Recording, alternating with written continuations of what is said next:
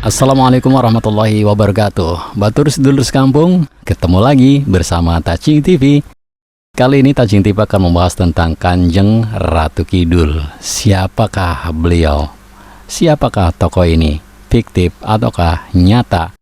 Yuk kita simak penjelasannya. Namun sebelum menyimak penjelasan lebih lanjut, silakan bantu kami dengan cara klik tombol subscribe dan tombol lonceng agar Anda mendapatkan notifikasi video terbaru dari kami secara gratis. Cekidot.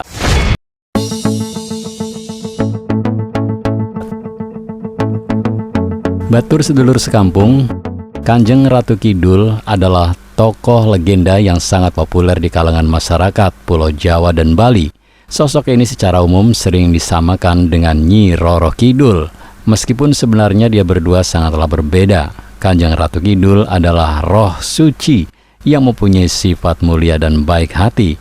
Dia berasal dari tingkat langit yang tinggi, pernah turun di berbagai tempat di dunia dengan jati diri tokoh-tokoh suci setempat pada zaman yang berbeda-beda pula.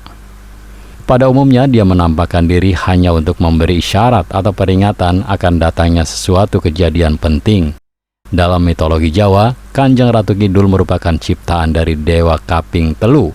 Ia mengisi alam kehidupan sebagai Dewi Padi atau Dewi Sri dan dewi-dewi alam yang lain. Sedangkan Nyi Roro Kidul awalnya merupakan putri kerajaan Sunda yang diusir ayahnya karena ulah ibu tirinya. Cerita yang terkait antara Ratu Kidul dengan Roro Kidul bisa dikatakan berbeda fase terhadap kehidupan menurut mitologi Jawa. Kanjeng Ratu Kidul memiliki kuasa atas ombak keras Samudra Hindia dari istananya yang terletak di jantung samudra. Menurut kepercayaan Jawa, ia merupakan pasangan spiritual para sultan dari Mataram dan Yogyakarta. Dimulai dari Panembahan Senopati, namun kini ia dipandang sebagai ibu spiritual para sultan Yogyakarta maupun Susuhanan Surakarta. Kedudukannya berhubungan dengan Merapi Keraton Laut Selatan yang berpusat di Kesultanan Solo dan Yogyakarta. Pengamat sejarah kebanyakan beranggapan keyakinan akan Kanjeng Ratu Kidul memang dibuat untuk melegitimasi kekuasaan dinasti Mataram. Keraton Surakarta menyebutnya sebagai Kanjeng Ratu Ayu Kencono Sari. Ia dipercaya mampu untuk berubah wujud menjadi malampir beberapa kali dalam sehari. Sultan Hamengkubuwono ke-9 menggambarkan pengalaman pertemuan spiritualnya dengan sang ratu. Ia dapat berubah wujud dan penampilan sebagai seorang wanita muda, biasanya pada saat bulan purnama, dan sebagai wanita tua di waktu yang lain. Babad Diponegara menceritakan kedatangan Ratu Kidul selalu didahului pancaran sebesar sinar atau daru. Legenda mengenai penguasa mistik Laut Selatan ini tidak diketahui dengan pasti sejak kapan dimulai. Namun legenda ini mencapai puncak tertinggi karena pengaruh kalangan penguasa keraton dinasti Mataram Islam dan Kesunanan Surakarta. Dalam kepercayaan tersebut, Kanjeng Ratu Kidul merupakan istri spiritual bagi raja-raja kedua keraton tersebut. Pada saat tertentu, keraton memberikan persembahan di pantai Parangkusuma, Bantul, dan di pantai Paranggupita, Wonogiri. Panggung Sanggabuana di Komplek Keraton Surakarta dipercaya merupakan tempat bercengkerama antara Sunan atau Raja dengan Kanjeng Ratu. Konon sang ratu tampil sebagai perempuan muda dan cantik pada saat bulan muda hingga purnama, tetapi berangsur-angsur menua pada saat bulan menuju bulan mati. Dalam keyakinan orang Jawa, Kanjeng Ratu Kidul memiliki pembantu setia bernama Nyai atau Nyi Rara Kidul. Nyi Roro Kidul menyukai warna hijau dan percaya suka mengambil orang-orang yang mengenakan pakaian hijau yang berada di pantai wilayahnya untuk dijadikan pelayan atau pasukannya. Karena itu, pengunjung pantai wisata di selatan Pulau Jawa, baik di Pelabuhan Ratu Pangandaran, Cilacap, pantai-pantai di selatan Yogyakarta hingga Semenanjung Purwa di ujung timur, selalu diingatkan untuk tidak menggunakan pakaian berwarna hijau. Di kalangan masyarakat Sunda berkembang anggapan bahwa Ratu Kidul merupakan titisan dari seorang putri Pajajaran yang bunuh diri di Laut Selatan karena diusir oleh keluarganya karena ia menderita penyakit yang membuat anggota keluarga lainnya malu. Dalam kepercayaan Jawa, tokoh ini dianggap bukanlah Ratu Laut Selatan yang sesungguhnya, melainkan diidentikan dengan Nyi Roro Kidul, pembantu setia Kanjeng Ratu Kidul. Hal ini berdasarkan kepercayaan bahwa Ratu Kidul berusia jauh lebih tua dan menguasai Laut Selatan jauh lebih lama sebelum sejarah kerajaan Pajajaran. Menurut pengalaman seorang spiritual pada tahun 1998, ia bertemu dengan Kanjeng Ratu Kidul di Pantai Parangtritis, Yogyakarta. Saat itu, Eyang Ratu Kidul didampingi oleh Nyi Roro Kidul. Keduanya persis, tetapi Eyang Ratu Kidul kulitnya kuning langsat, sementara Nyi Roro Kidul agak coklat. Selain itu, Eyang Rara Kidul mempunyai aura putih, jernih, dan gemerlapan seperti berlian, bulat mengelilingi seluruh tubuhnya. Ia diberi penjelasan bahwa Nyi Roro Kidul adalah patih atau kepala pengawalnya. Nyi Roro Kidul adalah makhluk halus jenis jin yang mengabdi dan berguru kepada Eyang Ratu Nyi Roro Kidul. Nyi Roro Kidul ditugaskan untuk mengontrol dan meredam angkara murka dari makhluk-makhluk gaib jenis jin dan kekuatan gaib serta ilmu gaib yang berada di sepanjang pantai selatan Pulau Jawa. Dalam serat Darmo Gandul, sebuah karya sastra Jawa baru yang menceritakan jatuhnya Majapahit akibat serbuan kerajaan Demak, Nimas Ratu Angin-Angin adalah ratu seluruh makhluk halus di Pulau Jawa dan memiliki kerajaan di Laut Selatan. Hampir seluruh isi serat Dharma Gandul merupakan bentuk turunan dari cerita Babat Kadiri. Saat moksanya Ratu Prabu Jayabaya dan putrinya yang bernama Nyimas Ratu Pagedongan, Buta Lokaya, dan Kiai Tunggul Wulung juga sama-sama moksa, Nimas Ratu Pagedongan menjadi ratu makhluk halus Pulau Jawa.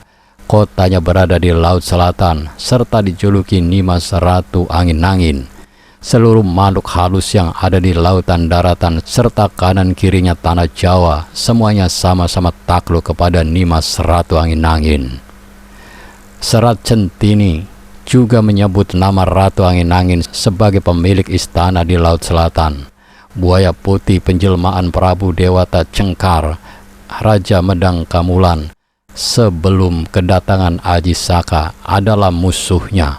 Ia memberi gelar Jaka Linglung yang saat itu masih belum memiliki nama sebagai Linglung Tunggul Wulung dan menjodohkannya dengan Nyai Blorong, serta Centini menulis kesediaan Ratu Angin-Angin menjadi tunangan Aji Saka atas perantaraan Jaka Linglung.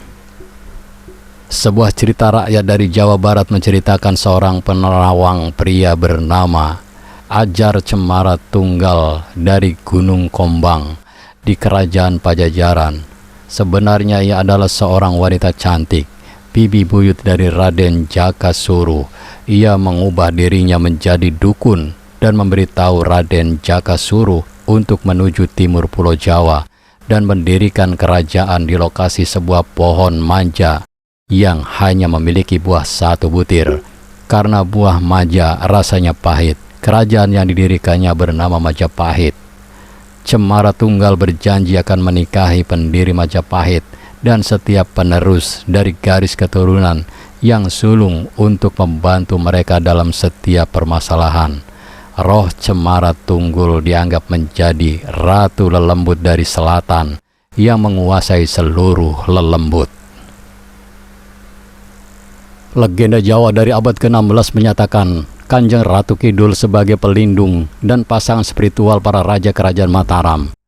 Panembahan Senopati tahun 1586 sampai 1601 Masehi, pendiri Kesultanan Mataram dan cucunya Sultan Agung Hanyakarakusuma tahun 1613 sampai 1645 Masehi, menyebut Kanjeng Ratu Kidul sebagai mempelai mereka. Hal tersebut tertuang dalam Babat Tanah Jawa. Menurut legenda, Pangeran Panembahan Senopati berkeinginan untuk mendirikan sebuah kerajaan yang baru, yaitu Kesultanan Mataram, untuk melawan kekuasaan Kesultanan Pajang. Ia melakukan tapa di Pantai Parangkusumo yang terletak di selatan kediamannya di Kota Gede. Meditasinya menyebabkan terjadinya fenomena supranatural yang mengganggu kerajaan di Laut Selatan. Sang ratu datang ke pantai untuk melihat siapa yang menyebabkan gangguan di kerajaannya. Saat melihat pangeran yang tampan, ia jatuh cinta dan meminta Panembahan Senopati untuk menghentikan tapanya. Sebagai gantinya, sang ratu penguasa alam spiritual di Laut Selatan setuju untuk membantunya dalam mendirikan kerajaan yang baru.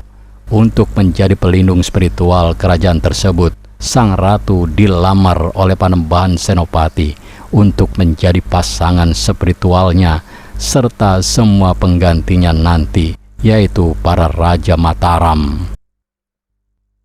Babat Dipanegara mengisahkan pertemuan antara Ratu Kidul dengan Pangeran Diponegoro sebanyak 2 kali, yaitu pada tahun 1805 dan pertengahan Juli 1826. Pertemuan pertama terjadi di Gua Langse, Pantai Parangtritis di selatan Yogyakarta. Pada saat Pangeran Diponegoro tengah bersemedi, sehingga Ratu Kidul tidak berkeinginan untuk mengganggu. Pertemuan kedua berlangsung pada saat terjadinya Perang Diponegoro 1825-1830. Pada pertemuan kedua, Ratu Kidul yang ditemani 2 patihnya, yaitu Nyi Roro Kidul dan Raden Dewi, menawarkan bantuan dalam perang, tetapi dengan syarat Pangeran Diponegoro bersedia memohon kepada Allah ingkang Rabbul Alamin agar Ratu Kidul diperkenankan kembali menjadi manusia. Namun Pangeran Diponegoro menolak dengan halus dengan alasan bahwa pertolongan hanya datang dari Yang Agung, sehingga ia tidak akan bersekutu dengan makhluk gaib. Hal ini sesuai dengan tujuan utamanya untuk berperang, yaitu untuk memajukan agama Islam di seluruh Jawa. Batur sedulur sekampung, demikian sekelumit paparan tentang Kanjeng Ratu Kidul. Saya yakin Anda memiliki pendapat yang berbeda. Oleh karena itu, jika ada perbedaan atau ingin melengkapi atau ingin meluruskan penjelasan ini, silakan tulis di kolom komentar dengan bijak. Terima kasih telah menyimak video ini sampai selesai. Bantu kami dengan cara klik tombol subscribe, like, komen, dan share sebanyak-banyaknya. Ingat, tetap menduluran, aja pada tukaran. Wassalamualaikum warahmatullahi wabarakatuh.